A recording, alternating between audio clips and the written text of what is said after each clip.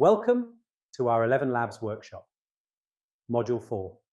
When you need to make corrections to your text, what you will do is go to the 11 Labs Docs and Resources, then Documentation, and finally, the Product tab. Once you are on the product page, go to the prompting section. In some cases, when you listen to your recording in real time, you'll find that you need to place a pause in certain places within the text. This is when you will use the pause command.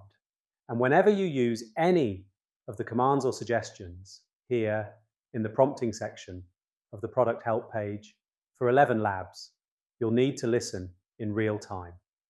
It is all going to be contextual and it's all going to be experimental. And it may not do exactly what you want it to do.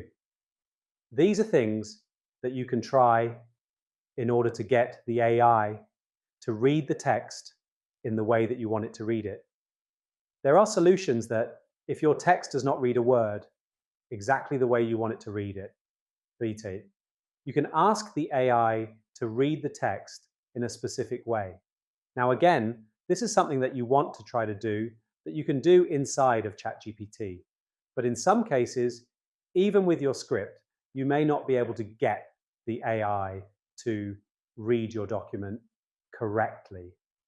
Emotion can be read into the text, although you will need to use the prompting suggestions in the product page, prompting section. And again, you will be experimenting with your script.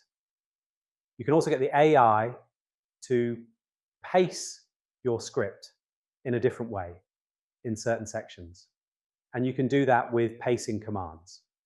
And typically you're going to be writing phrases as you would a book. So it's a good idea to read the prompting section and again, to try certain things to get your text to do what you want it to do. Thanks for watching. See you in another video. Head on over to incommonhumans.com for more free masterclasses.